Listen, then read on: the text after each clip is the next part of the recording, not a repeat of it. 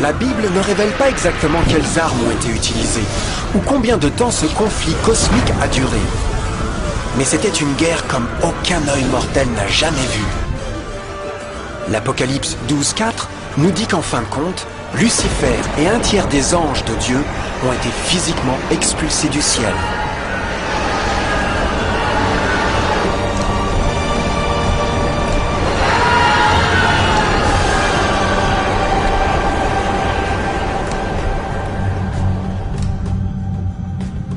Mais que se passera-t-il ensuite?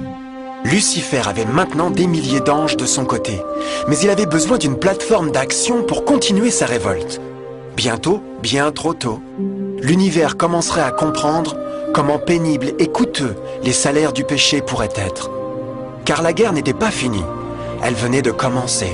Lucifer, le porteur de lumière, était maintenant devenu Satan, l'adversaire.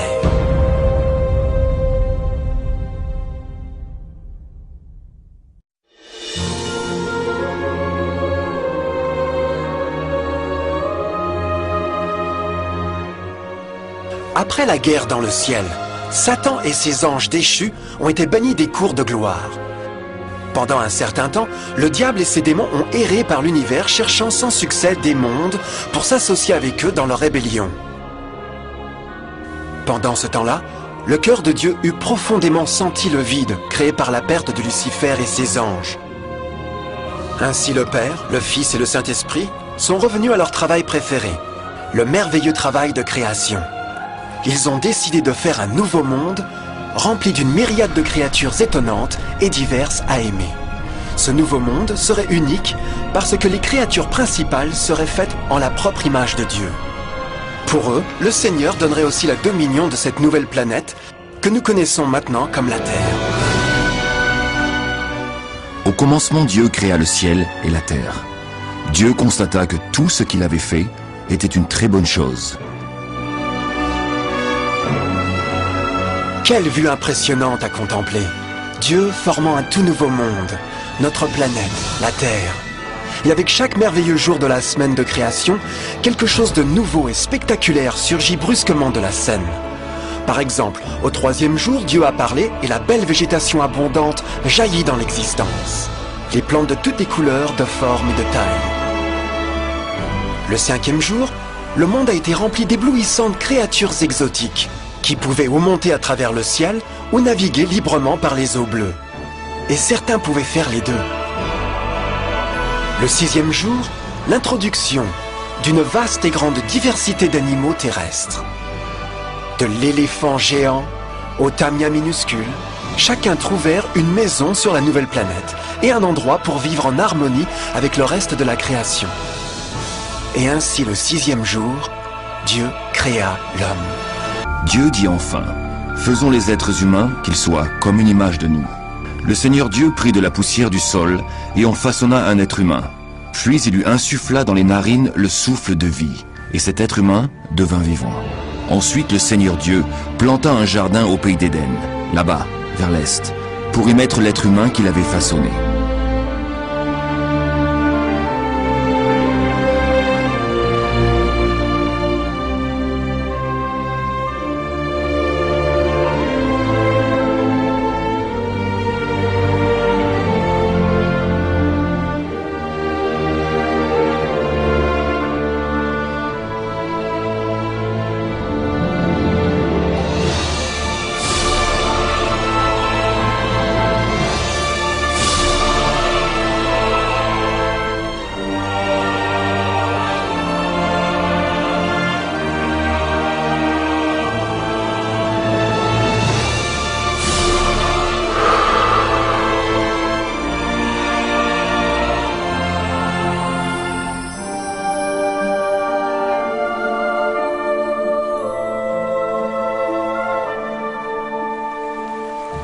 Quel immense honneur que d'être fait à l'image de Dieu. Être un individu libre, penseur, autonome. Au début, l'homme n'était pas conscient de sa nudité. C'était probablement parce qu'avant de pécher, il était vêtu de gloire et de lumière.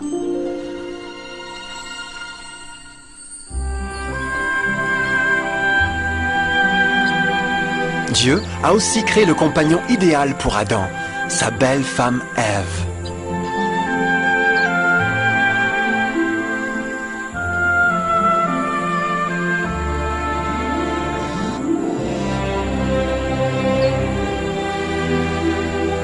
La paire joyeuse a été placée dans un jardin magnifique, parfaitement conçu pour augmenter leur bonheur. Pour Adam et Ève et les autres créatures de la terre, ce fut aussi un privilège divin donné de procréer à leur propre image. C'était l'intention de Dieu que le genre humain conserverait la dominion sur ce paradis parfait, pour toujours. Éternellement heureux et en bonne santé, il travaillerait avec la flore du jardin de Dieu, tout en appréciant l'affection et la compagnie de toutes les créatures sous leurs soins. L'environnement que nos premiers parents ont connu se distinguait énormément du monde d'aujourd'hui. Les roses n'avaient aucune épine, les insectes ne mordaient ou piquaient, et les lions et les agneaux gambaderaient doucement ensemble. Mais la plus grande bénédiction fut que les gens vécurent en harmonie parfaite avec leur Créateur. Chaque 7e jour, Adam et Ève se reposeraient de leur travail agréable et tiendraient l'ouverte communion bienheureuse avec la visite de leur Créateur. C'était un splendide, merveilleux monde. Et cet état heureux aurait continué par l'éternité si seulement nos premiers parents avaient témoigné leur fidélité par un simple test.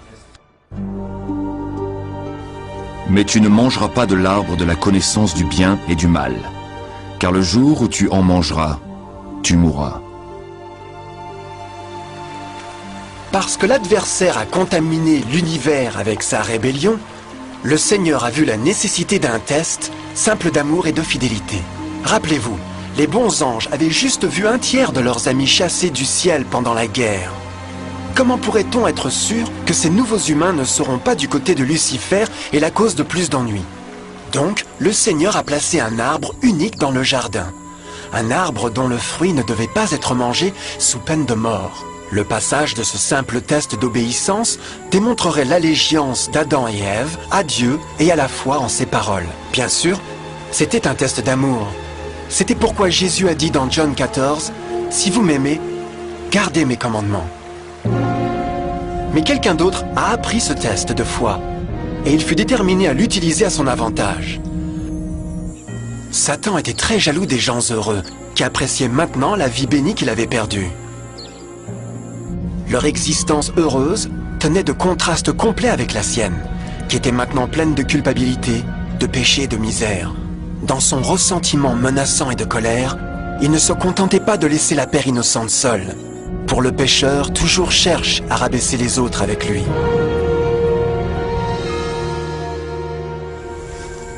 Et alors un jour, comme Ève s'engagea dans son travail agréable, elle se trouva seule et dangereusement près de l'arbre défendu. C'est là que Satan a vu son occasion. En utilisant un serpent d'hypnose comme son moyen, l'ange déchu a appelé Ève de l'arbre et a pensé à s'engager avec elle dans la conversation.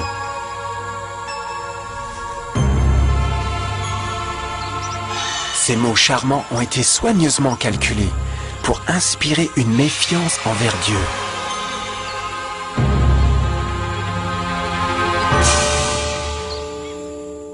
Alors le serpent dit à la femme, « Vous ne mourrez point, mais Dieu sait que le jour où vous en mangerez, vos yeux s'ouvriront, et que vous serez comme des dieux, connaissant le bien et le mal. » La femme vit que l'arbre était bon à manger et agréable à la vue, et qu'il était précieux pour ouvrir l'intelligence. Elle prit de son fruit et en mangea. Elle en donna aussi à son mari, qui était auprès d'elle, et il en mangea. Tragiquement, comme Ève écouta la douce voix soyeuse du tentateur, elle commença à avoir des doutes sur la parole de Dieu. Le serpent l'avait séduite avec la promesse de renforcer le pouvoir et la sagesse. Elle l'a trouvé séduisant. Après tout, le fruit avait apparemment donné au serpent la capacité de parler. Quels autres pouvoirs pourrait-il lui donner? Et alors, bien qu'elle venait juste de rencontrer le serpent, Elle eut confiance en ses paroles au-dessus de Dieu, qui l'avait créée et lui avait fourni sa maison au paradis. Donc, Ève a mangé le fruit interdit. Et peu après, a persuadé son mari pour en faire de même. Adam aurait pu choisir de rester loyal envers Dieu, mais il a mis son amour pour sa femme au-dessus de son amour pour Dieu. Comme nos premiers parents ont donné leur allégeance à l'ennemi, la dominion de la terre a été revendiquée par Satan. Vous le savez bien. Si vous vous mettez au service de quelqu'un pour lui obéir, vous devenez les esclaves du maître auquel vous obéissez. Personne ne peut servir de maître. Ce monde deviendrait maintenant le champ de bataille final entre le bien et le mal. Et les cœurs de chaque homme et femme deviendraient le prix. Peu, Adam et Ève avaient réalisé à ce moment-là. Mais leur seul moment de méfiance et de défi ouvrirait les vannes de souffrance sur des millions d'individus pendant des milliers d'années.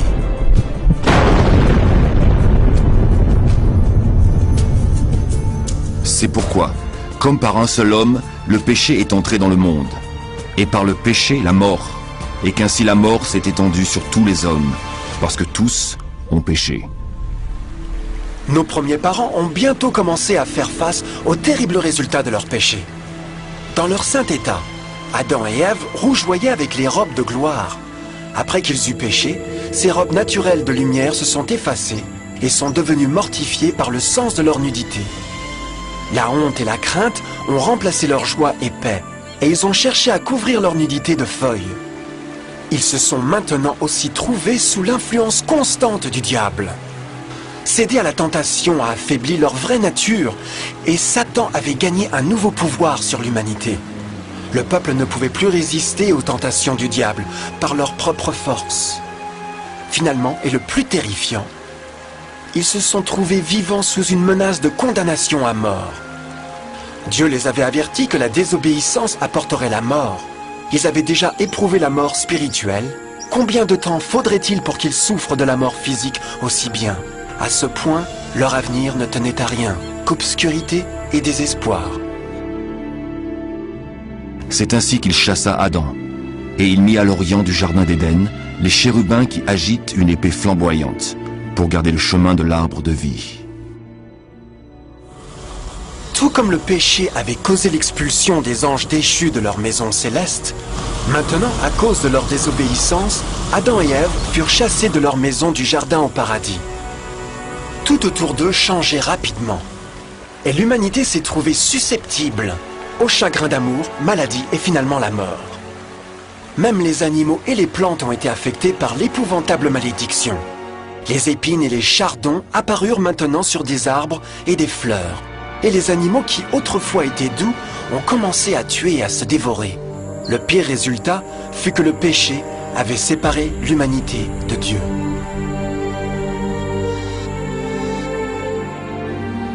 Mais ce sont vos crimes qui mettent une séparation entre vous et votre Dieu.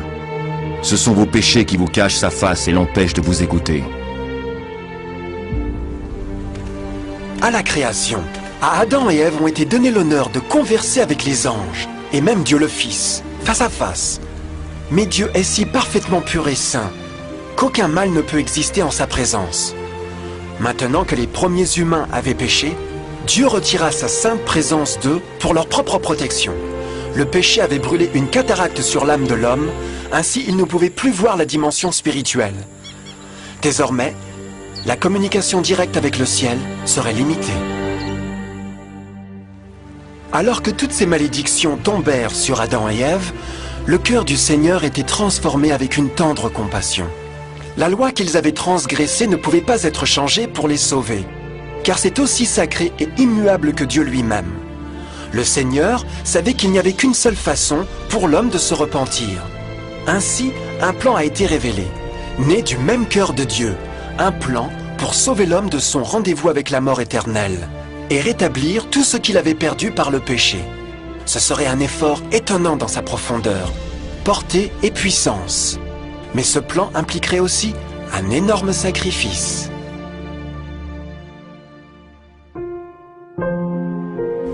Voici comment Dieu a manifesté son amour pour nous. Il a envoyé son Fils unique dans le monde afin que nous ayons la vraie vie par lui. Et l'amour consiste en ceci. Ce n'est pas nous qui avons aimé Dieu, mais c'est lui qui nous a aimés. Il a envoyé son Fils qui s'est offert en sacrifice pour le pardon de nos péchés. L'Écriture sainte enseigne clairement, dans Romains 6,23, que le salaire du péché est la mort. La loi brisée exigeait la vie du pécheur. Et il n'y avait seulement qu'un dans tout l'univers qui pourrait être qualifié comme le remplaçant de l'humanité. Seul le Créateur pourrait payer la dette de ses créatures en étant debout à leur place. Ainsi, Jésus-Christ, le Fils de Dieu, a volontairement consenti à quitter la pureté, la gloire et la sécurité du ciel. Il viendrait à mourir en tant qu'homme sur cette mauvaise planète renégate. Il serait né comme un bébé innocent sans défense, supporterait une vie de douleur et de honte, néanmoins aurait une vie parfaite et victorieuse. Finalement, il mourrait d'une mort humiliante pour être debout comme un remplaçant de l'humanité tombée. Par son sacrifice, on pourrait étonnamment offrir à l'humanité encore une chance à la vie éternelle. Son sang fournirait la rançon pour le monde qui aurait été enlevé par Satan. Ce merveilleux plan de rédemption a été graphiquement illustré dans le système de sacrifice animal ordonné par Dieu après la chute de l'homme. Le Seigneur avait averti Adam et Ève qu'ils mourraient le jour où ils mangeraient le fruit défendu. Aussi, comment se faisait-il qu'ils sont restés en vie? La Bible nous dit que sitôt après leur péché, Dieu a fourni vêtements pour eux en forme de peau animale. C'est digne de remarquer que l'Apocalypse se réfère à Jésus-Christ comme l'agneau tué dès la fondation du monde. Ceci indique qu'un agneau a été tué ce jour-là pour empêcher leur mort immédiate. Par la foi, dans ce sacrifice, leur condamnation à mort a été symboliquement transférée d'eux à la créature innocente. L'agneau était bien sûr une représentation de Jésus. Et alors, une lueur d'espoir est subvenue dans leur situation apparemment sombre et désespérée. Par le repentir et la foi dans le sang du Messie à venir, n'importe quel homme pourrait de nouveau devenir un enfant de Dieu. Mais en dépit de ce plan merveilleux, pour l'instant Satan avait toujours dominion sur la terre, et donc la vie sur terre ne serait pas toujours facile. Vous aurez des tribulations dans le monde, mais prenez courage, j'ai vaincu le monde. Beaucoup se demandent naturellement pourquoi un Dieu d'amour et tout-puissant permet la douleur et la souffrance dans notre monde d'aujourd'hui. Mais il est clair dans la Genèse que Dieu nous a jamais destinés à connaître la douleur et les épreuves de cette vie. Comme elle est venue de la main de Dieu, la terre fut un merveilleux paradis. C'était le péché d'Adam et Ève qui avait donné à Satan le droit de revendiquer le contrôle de cette planète. À cause de leur choix tragique, le diable et ses favoris ont gagné le pouvoir de tenter et torturer les gens, en affligeant la maladie, la douleur et la souffrance. Peut-être une meilleure question serait pourquoi Satan n'a pas le plein contrôle de l'humanité? La réponse est Jésus-Christ. Vous pouvez déjà vous rendre compte que la mort de Jésus sur la croix a fourni à chacun d'entre nous l'occasion d'être sauvé. Mais en réalité, il fait beaucoup plus que cela. Quand le Sauveur a offert sa vie pour racheter la terre, cet acte imposait des restrictions sur le contrôle de Satan sur l'humanité. Satan ne pouvait pas forcer notre volonté, et son pouvoir de nous nuire serait limité. Le sacrifice du Christ nous a aussi apporté un temps de probation, où nous pourrions voir par nous-mêmes la différence entre le gouvernement de Dieu et Satan, pour ensuite décider qui nous serviront. Finalement, grâce au sacrifice désintéressé de Jésus, le royaume de Satan aura une fin, et la terre sera un jour rendue à l'homme plus merveilleuse qu'elle n'était au commencement. Ainsi, quand Adam et Ève ont commencé leur vie comme exilés du paradis, ils gardèrent toujours espoir. Dieu avait fourni des peaux d'animaux sacrifiés pour couvrir leur nudité. Mais plus important encore, il avait promis le sang de l'agneau de Dieu pour couvrir leurs péchés, s'ils acceptèrent le Christ et de se repentir. Une grande question demeurait. Le peuple accepterait-il le cadeau généreux de Dieu? Comment échapperons-nous en négligeant un si grand salut? L'histoire étonnante que vous venez d'entendre est vraie. Et elle vous touche. À cause du désir de Satan d'être Dieu, et la méfiance d'Adam et Ève, et la désobéissance à Dieu, nous nous trouvons tous dans une situation périlleuse. D'une part, l'humanité a été énormément favorisée par Dieu, avec une deuxième chance de regagner notre maison d'Éden. D'autre part, si nous échouons à profiter de cette merveilleuse occasion, nous devenons des esclaves à Satan et serons en fin de compte détruits quand Dieu nettoiera l'univers des péchés. Amis, il n'y a pas de meilleur moment pour prendre votre décision pour Jésus que maintenant. Aucun de nous ne sait combien de temps nous devrions vivre sur cette terre. Nos vies peuvent finir immédiatement. Jésus a manifesté un grand intérêt pour votre bien-être et son amour pour vous l'a poussé à fournir un moyen d'échapper à la destruction à venir. Il vous demande juste de l'accepter, de se repentir de vos péchés. Par le Christ, vous pouvez trouver la grâce et recevoir un nouveau cœur pour devenir comme lui par le caractère. La triste nouvelle est que Satan cherche par tous les moyens de vous empêcher d'accepter le cadeau du salut de Dieu. Par les occupations de vie, d'amour de l'argent ou bien d'autres distractions fascinantes, il travaille pour vous garder occupé avec rien. Mais ce qui importe vraiment le plus, votre salut éternel. Car vous voyez, la réalité de la situation est que si vous ne choisissez pas Jésus, vous aurez choisi, par défaut, Satan. Bien que le choix épouvantable d'Adam et Ève ait apporté la mort indicible et la misère, vous avez maintenant une chance de prendre une meilleure décision. Dieu vous offre une paix qui satisfera le désir le plus profond de votre âme et une joie qui vous soulèvera au-dessus des épreuves de ce monde. Le désir ardent du cœur de Dieu est pour vous sauver et pour être avec lui au paradis. Mais le seul qui peut vous garder au ciel est vous. Imaginez comment tragique serait-il si vous deviez inutilement rejeter ce précieux cadeau. Vous pouvez choisir aujourd'hui d'accepter ce salut que Dieu a promis. En fait, à ce moment même, vous pouvez accepter la vie éternelle par Jésus-Christ. Puis-je vous inviter à me rejoindre maintenant dans une prière simple, acceptant sa merveilleuse offre? S'il vous plaît, répétez après moi. Cher Père Céleste, je viens à vous maintenant et demande humblement votre pardon. Seigneur, je confesse que je suis un pécheur et j'ai brisé votre loi sainte. Je comprends que la peine pour le péché est la mort. Je crois que Jésus-Christ a souffert et est mort sur la croix en punition pour tous mes péchés. Je crois que Jésus a ressuscité et je l'accepte comme mon sauveur personnel. À partir de ce moment, je vous donne ma confiance du cœur, vous, pour être le Seigneur de ma vie. S'il vous plaît, pardonnez tous mes péchés et envoyez votre esprit pour m'aider à accomplir votre volonté. Je vous remercie pour votre grand amour et accepte votre cadeau de vie éternelle. Et je prie ces pensées au nom de Jésus. Amen.